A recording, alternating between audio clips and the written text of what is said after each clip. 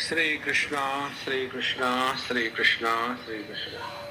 Gurur Brahma, Gurur Vishnu, Gurur Devo Maheshwaraha, Guru Sakshat Param Brahma, Tasmai Shri Gurave Namaha, Tasmai Shri Gurave Namaha.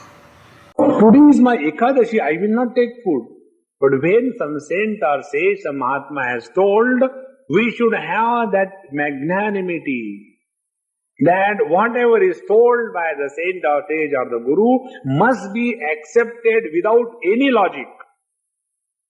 Then only we grow, or else everywhere we bring our own obsessions. There's a pratishtha of ahimsa means one is the gross, no injury at the level of gross body, no injury by words or no injury by thought. This is gross understanding.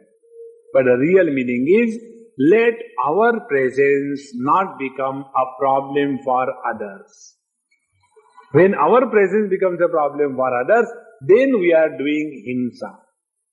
Because others are disturbed by our presence.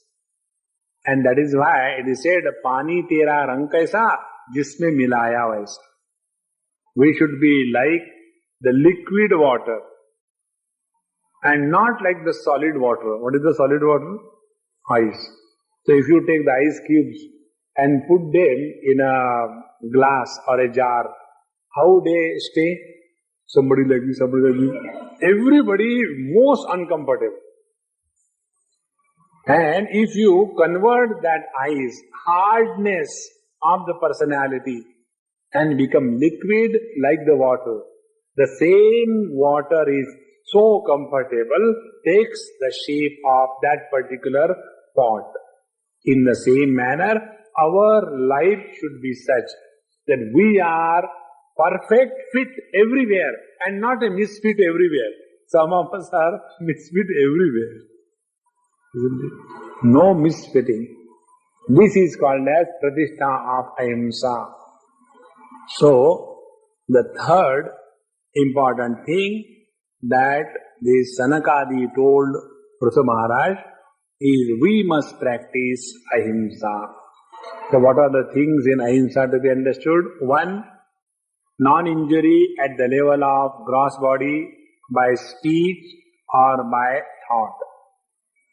Second thing, we must not have even one single isolated thought of hatred about anybody, even in a dream. This is the limit. This is where we have to reach. No, suppose in the dream, suppose I have got hatred, so what? No.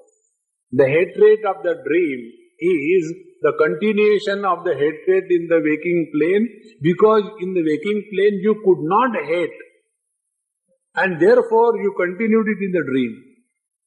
One day one person told me, Swamiji, I am getting very funny dream. So what is that funny dream? Do you enjoy? No. But I enjoy also. So what is this? He said, I got a very peculiar dream that I was sitting in my office and my boss was my steno. This was his dream. And then I was dictating him the letters. And he will come. And after he comes, he is to go and type. When he comes, I have to take that paper and tear on his face. This is not the way. Go and do it again. Then I was doing it 3-4 times. And fourth time, when I was doing like this thing, my hand hit my wife. And she said, even in the sleep you kick me? And then I got up. So why do I get this kind of dream? I said, what you could not do in the waking plane of consciousness, you are trying to fulfill in the dream. Isn't it? So in the waking plane of consciousness, he must be having a terrible disliking hatred for that boss. Now he must be constantly contemplating. Suppose it happens like this. I become the boss and this fellow becomes my stone. Then what will I do? Let him come. Let him type. I'll tear. And with that thought, when you enter the sleep, the same kind of dream comes. Therefore, the hatred in the dream is not just like that. It is a repercussion of the waking plane of consciousness. Therefore, dream is defined as smriti. What is remembered of the waking is projected in the dream. Mattaha smriti jnanam apohanam cha. Because of me, there is a dream, waking plane of consciousness and deep sleep plane of consciousness. Therefore, ahimsa means absolute absence of hatred for anybody, any place, any time, anything in the whole world. Now, absence of hatred doesn't mean that you have to go and hug everybody. Why? Kya karu? Hatred khatam ho gaya. That is not the meaning. This we have already explained you what is the meaning of love, respect for the elders, the friendship with the contemporary, forgiveness for the youngsters, and indifference for the criminals. These four things, when they are practiced, we are practicing ahimsa at our mind's level. Now, when this is practiced, now you see what is the sadhana. Find out. When you remember somebody, do you get disturbed? Yes, I get disturbed. When I remember that fellow, uski to tang todni hai. So the moment we get disturbed by remembering somebody, understand we have hatred for that body. Then what is to be done? Pray to the Lord. Oh Lord, please help me to replace this hatred by love. Then the ahimsa pratishtha will take place. And when this ahimsa pratishtha takes place, you will see like the ants go to the sweet without invitation. The sweetmeat doesn't put an ad. I am staying in such and such place. All ants are hereby requested to come and attend satsang. No. There is, in the same manner, when our mind is full of love for everybody without logic, you will see everything becomes proper, everything falls in the right place. So this pratishtha of ahimsa is very essential for every one of us. So this was the third Upadesh. There are three more. Sri Krishna, Sri Krishna, Sri Krishna, Sri Krishna.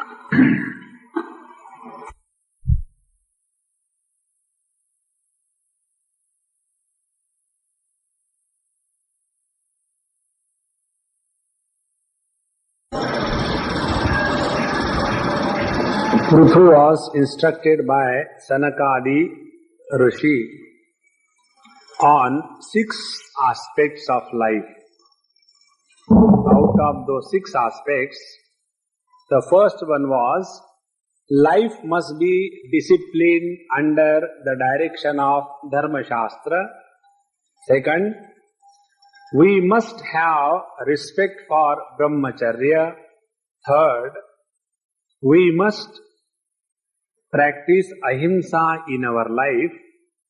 And now the fourth thing, the teacher tells to Prithu, we must have the experience or we must practice to see the divine presence in everyone.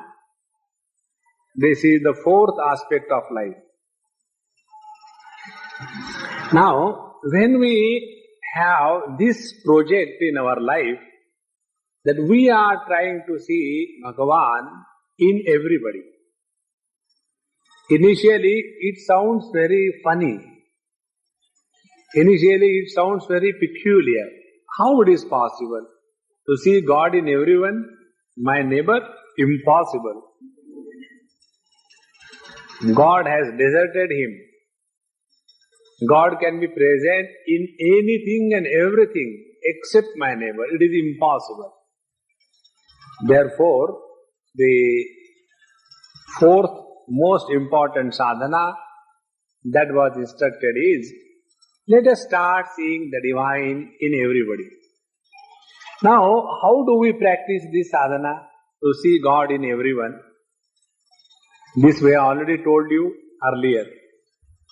We can see God in everyone by only one method. And what is that method? Love everybody for no reason. See how beautiful a reply was given by a small girl with whom I went in the afternoon for some function.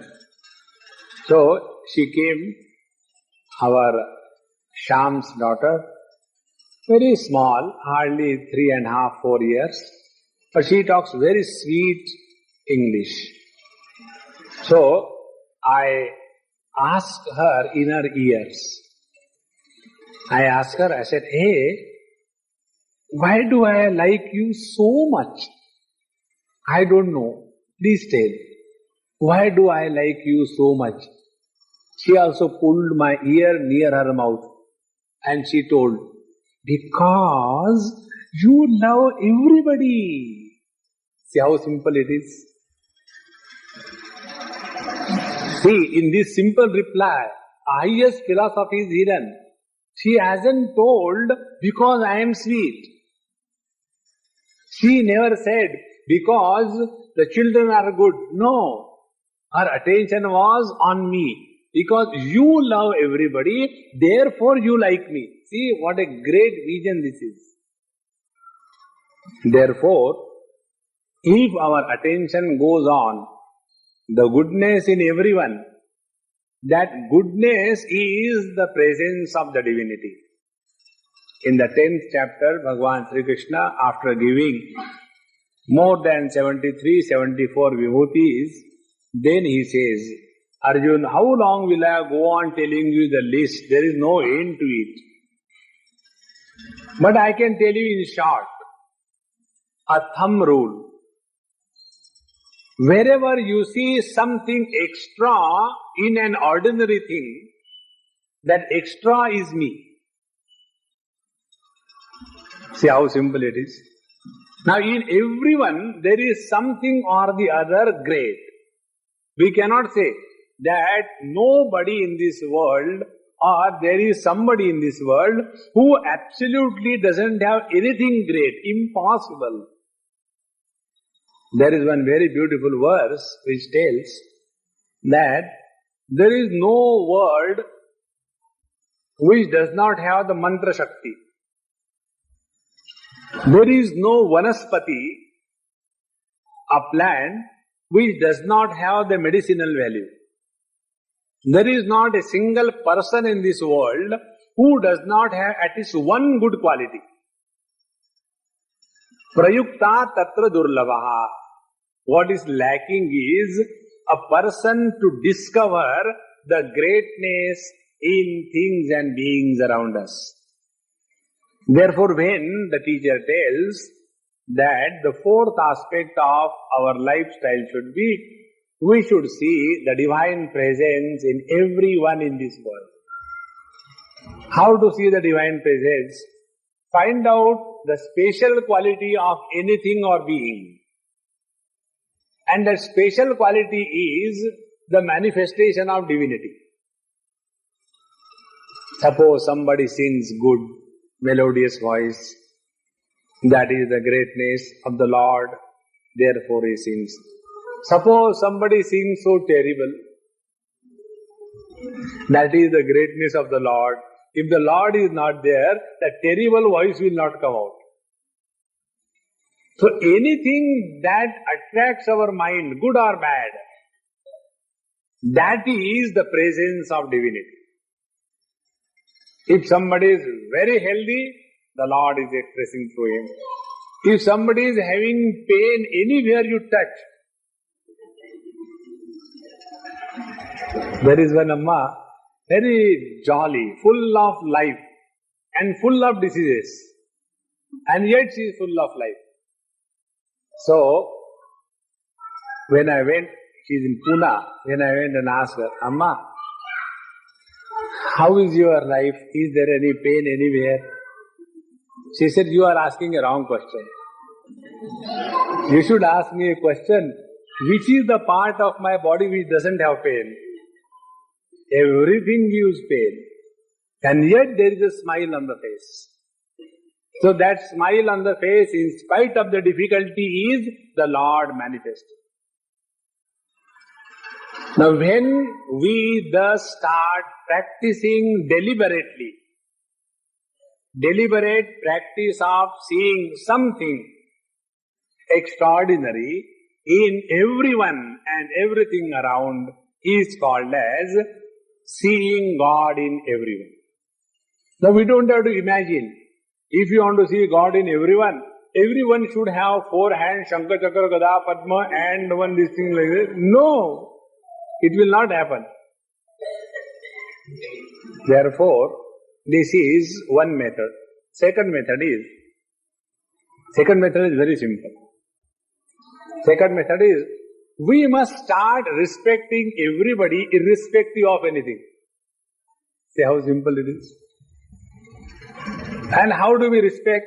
We start respecting people by addressing in a respectful manner.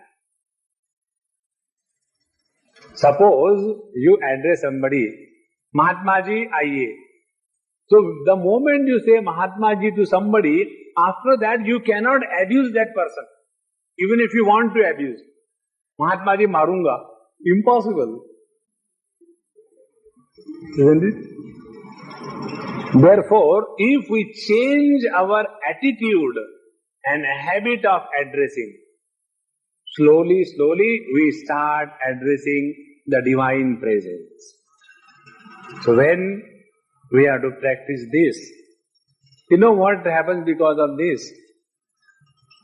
Our attention is diverted from the non-essentials and our attention is now focused on the essence of life.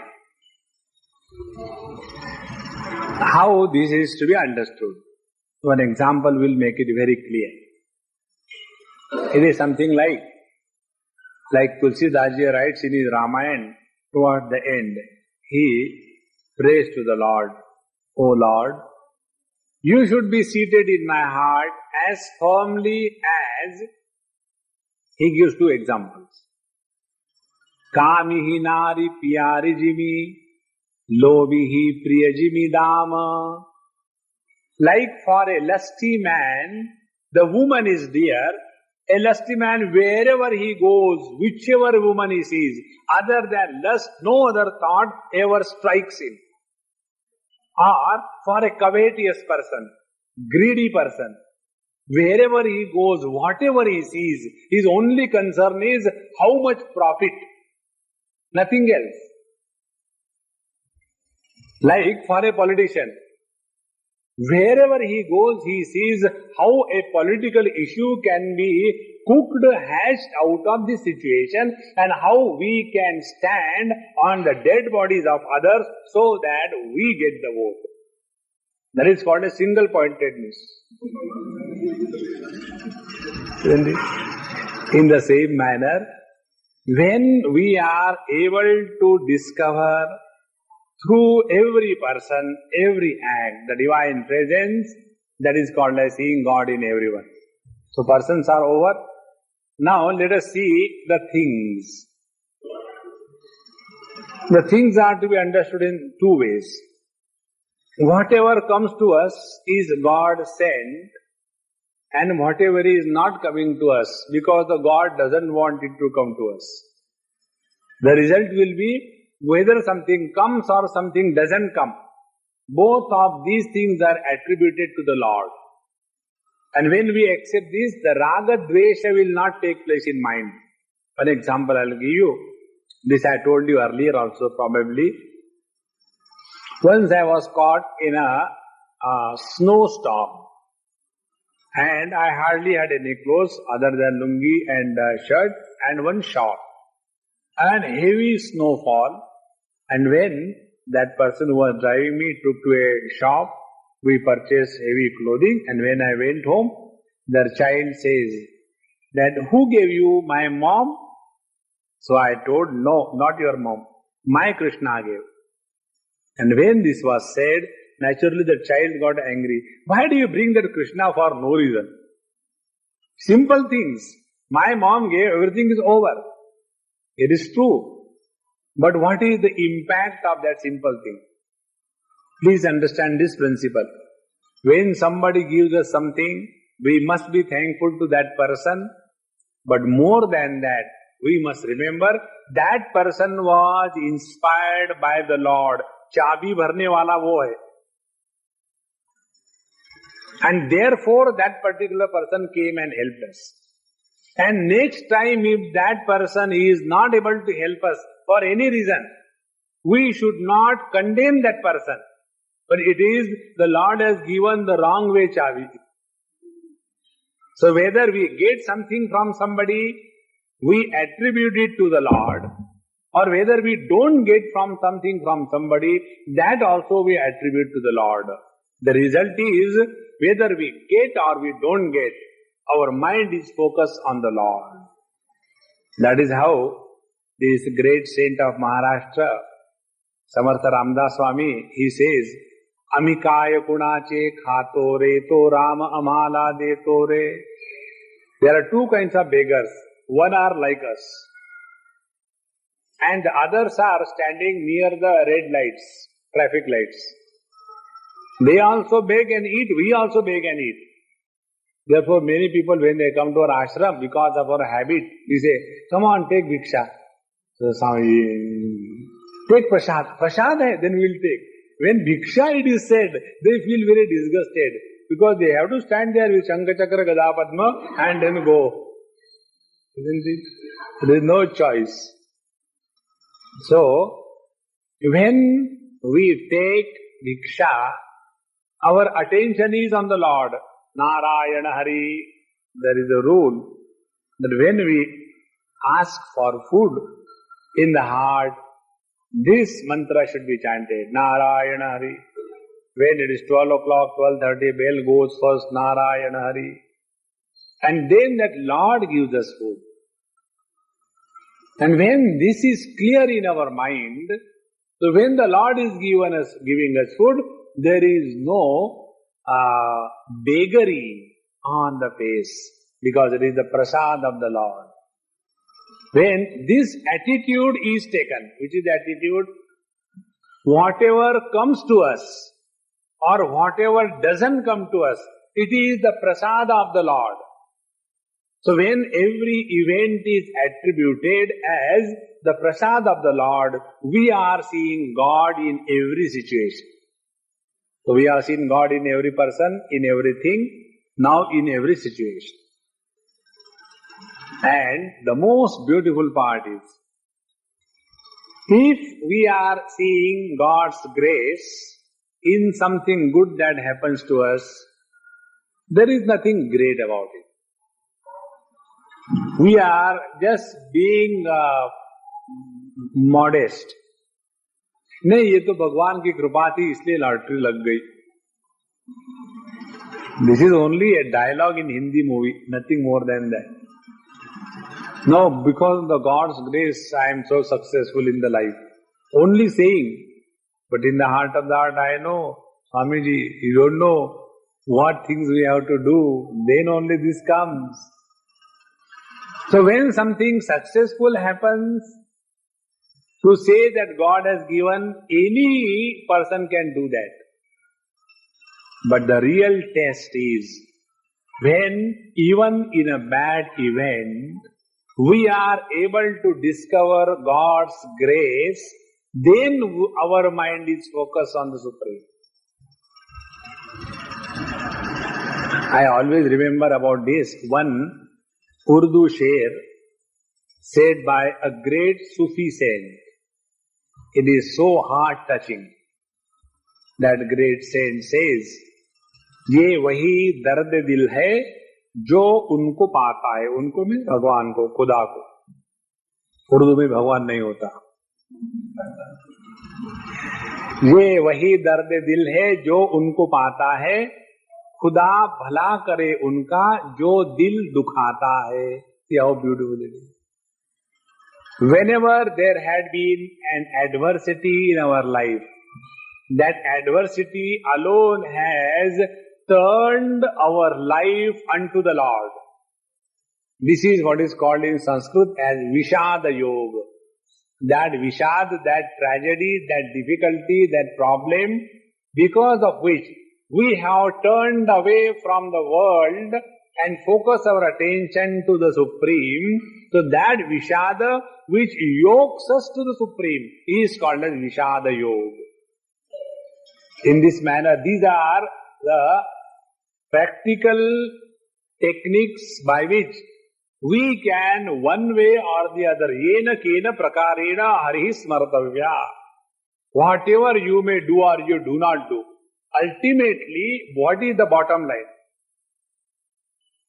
You know, these business people, they are not worried. Suppose they have got a big empire, so many industries here and there. They are not worried. Somebody has taken 1 liter of petrol. They are not worried about it. Their attention is on the bottom line. Whatever has gone, wasted, not wasted, what is the net profit? In the same manner, whatever kind of experiences we are going through, whatever kind of people we are coming in contact with, whatever things we are getting or we are not getting, what is the bottom line? Are we able to discover and attribute everything to that divine presence? If we are able to do that, then alone we are leading a spiritual life. Otherwise, we are leading a spirited life. So, the fourth thing. And the fifth thing is that instead of thinking this way, that everybody is struggling to get happiness and therefore everybody is miserable, let us think the other way around. What is that? Through everybody, the Lord alone is expressing. Now see how beautiful it is. Instead of seeing the light, instead of seeing the bulb, what is the watt power, whether fuse or tube light, choke gone. Instead of that, our attention should be what is manifesting as light through this bulb. In the same manner, who is talking to us, what is talking to us, instead of that, what is expressing through that, there is our attention. And therefore, a very simple analysis. What is that? This analysis is so good, you will stop fighting. What is that? Nobody is wrong in this world. Dekho. Now take a very gross example, which all of us know. Our Rajiv Gandhi was killed by one Tamilamma. Isn't it? She was responsible for killing him. And she killed herself also. It's not that she didn't kill herself. Now, because our sympathy is with the ex-Prime Minister, he has acquired a disproportionate status. Bharata Ratna. Now, from his angle, he was right that he should not have been killed. And from her angle, she was not wrong. This is the truth. Nobody in this world is wrong. Because everybody is an expression of the reality. And even if somebody blubs us, we accept that statement only on the strength that it may be right. Knowing something wrong, we don't accept. We accept the wrong things under the disguise of being right. When somebody cheats us, after cheating we come to know. But when we have accepted, that time we accepted that it must be true. Therefore, everybody in this world is right. So if everybody in this world is right, what should be our approach? Our approach is, we do not become insistent to anybody on any issue. Means what? We accept everybody as he or she is. Today I went to somebody's place for inauguration, Keshakartanalaya. So, after the inauguration was over, then, Swamiji, please write some message. So, I said, what is the message I have come? More than enough. No, it should be recorded. So, I wrote a message. I love everybody for no reason. I love everybody as he or she is. I love you in spite of you. And I know you want to love me, isn't it? If you want to love me, love everybody as he or she is. If you want to express your love for me, that expression should be, we accept everybody as he or she is. And when this will be possible? This will be possible only when we are seeing something great in everybody. And what is something great? That everybody is an expression of the same Supreme Self. This is the fifth principle to be followed in life. And when this is being done, one most important thing, that whenever we are following the path of devotion, it is not that all the time we have to be meek and frustrated. Papoham papakarmaham. Papoham means papaha aham. Like Ramaha Ramo Ramaha. So in English they call it papa. No, the sin of getting married first, the second is becoming papa. So every time it is not necessary that we have to keep that Lord away. Bhagavan dur raho, papoham papakarma. No. As much we see the divinity in everybody in this world, we have to become intensely aware that the same Supreme is evidently experienced by every one of us at every moment. That intense awareness about the Supreme Presence is also very, very essential. And when we become intensely aware about the divinity in us, you will see the sadhana will automatically start happening.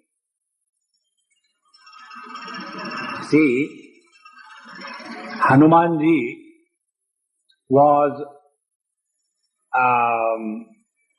along with other monkeys on the banks or the beach near Rameshwar. He was standing and they were all discussing how to cross and then how to find out what is the position of Sita. Because that Sampati has told that I can see with my special eyes, vulture's eyes can see more than human eyes. So, I can see the other side, Sita is seated in that Ashok one. So if somebody can go and talk to her and come back, then you can give a message to Lord Ram. So everybody started. First of all, the oldest, Jambavan, like any old man, जब हम जवान थे तब की बात. When I was young, I used to eat this much of chapati. And आजकल के बच्चे, they look at the chapati and they get indigestion.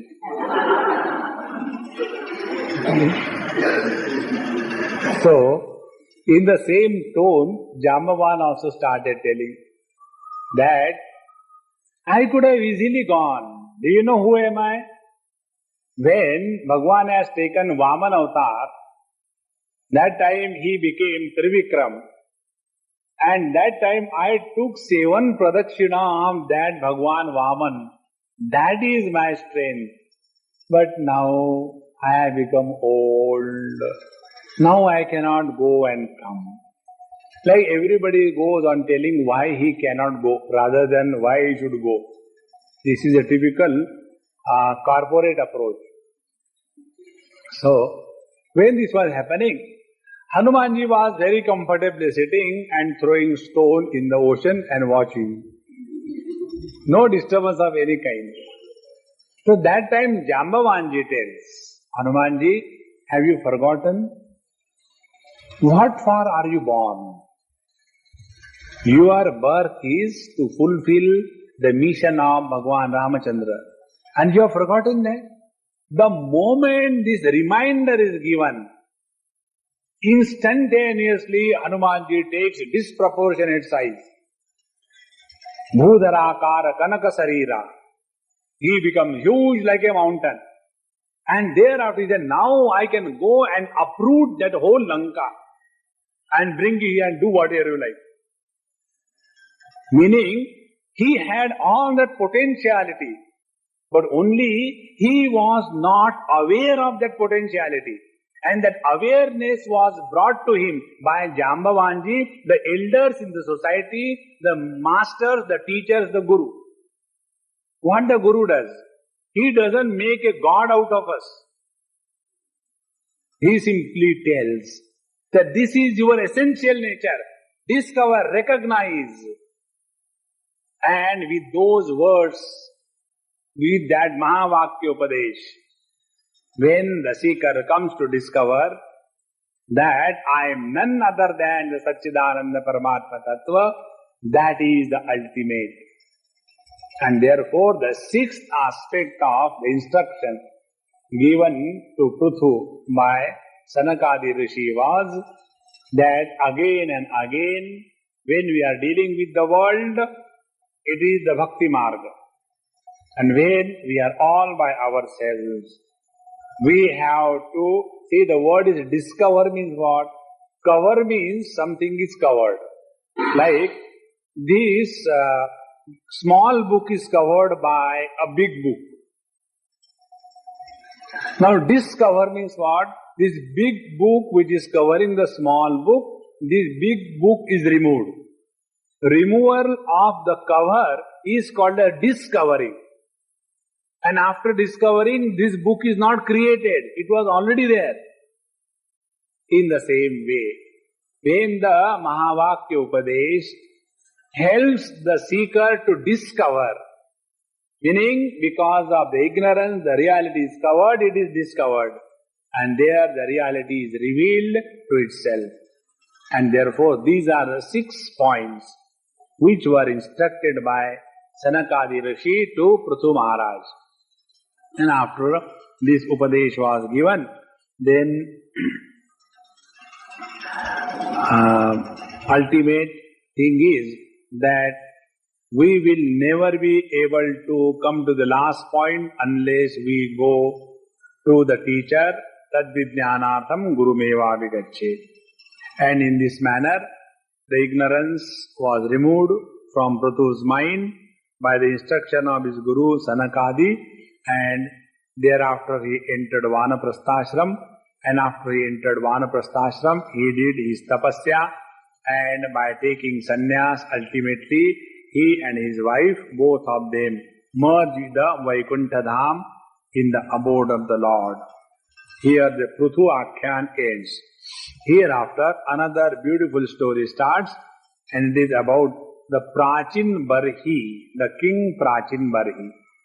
What he was, what are the details about it. This is another most beautiful, enchanting part.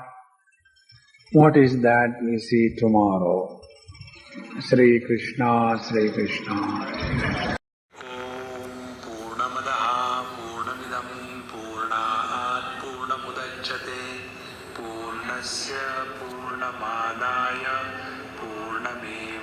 अवशिष्यते। ॐ शान्ति शान्ति शान्तिः। हरिः ॐ। श्रीगुरुभ्यो नमः।